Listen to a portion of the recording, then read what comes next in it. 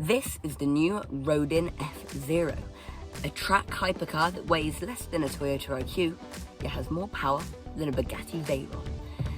Now in this video, seeing as you probably haven't heard of the RODIN brand, or maybe you have, but you probably haven't, so I'm going to give you a brief overview of the manufacturer and a detailed look at its epic new hypercar. What the hell? Just spent the last 10 minutes faffing about with the windows because it's 30 degrees outside and it's hot. Let's move on. So what actually is Rodin Cars? Well, it's a New Zealand, it's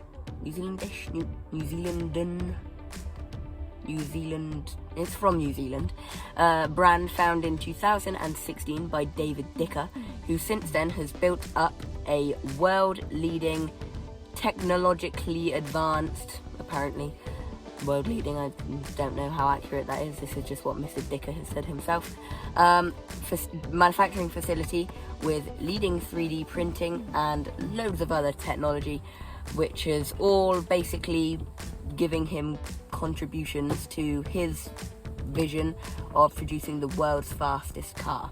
So founded in 2016, and they're basically going to keep stepping up their cars until they get ever so closer to the fastest car world record. So if you're wondering, that's who Rodin is. Now, saying that he wants to produce the fastest car, the F0 is certainly a step in the right direction. So let's find out more about that car. Now, when I got the press information on the Rodin F0, I just thought it was one of those prototype things that actually is completely unrealistic. But as I read on, it's being released pretty soon, so they're facts. And it just blew my mind, really. Somehow, the magicians, I'm going to call them at Rodin, they've given the car just shy of 1,200 brake horsepower and 1,026 newton meters of torque. Yet it weighs 698 kilograms. That's like 6 fridges, average size fridges. So yeah, it's pretty light. And it's pretty powerful as well. Now, like lots of hypercars and supercars, the Rodin is a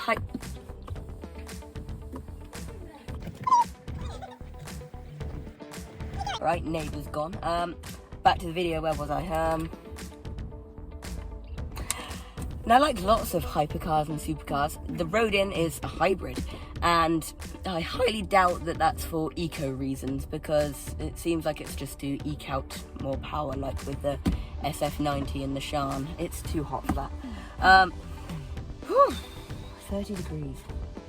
So yeah, hybrid to eke out more power. Now, this is a 130 kilowatts, and they've called it an electric power unit. I don't know why they can't just call it a battery or motor. Now, this 130 kilowatts, if you're a good old-fashioned petrol horsepower knowing person, that's 175 brake horsepower, thereabouts. 174, about 100, yeah, that sort of area. So it gives it a decent more power. Now, I'm sure you're probably more interested in the petrol engine. Now, that is something special because it's a 4-litre twin turbocharged V10,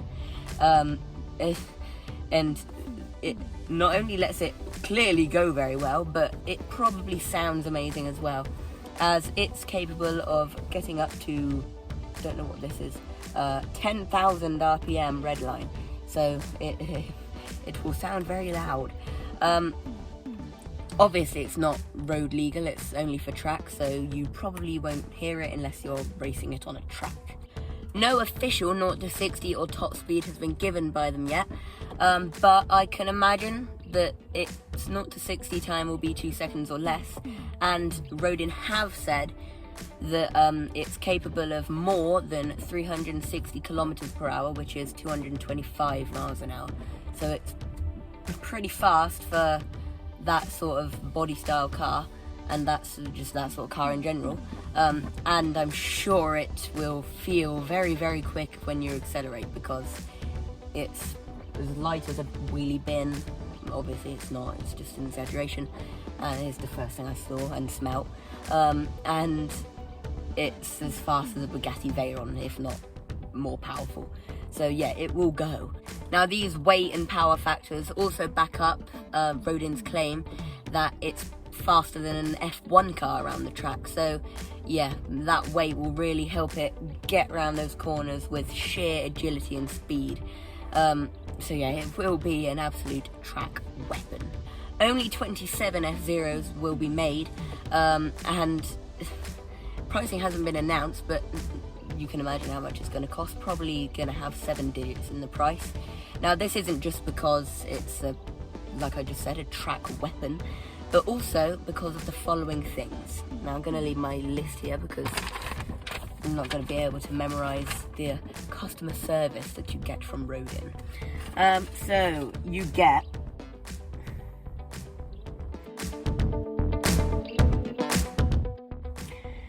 Rodin allow customers to configure and customize their car any way they want so that the car suits their driving style and the track they tend to use it on. They want to use it on. The customers also get custom racewear, storage and delivery, and full training on how to drive and race the car at Rodin's private tracks. So yeah, you get a good experience, good car, all round good. It's going to be over £1 million. I reckon. I might be wrong. Maybe it'll be cheaper. We'll have to see.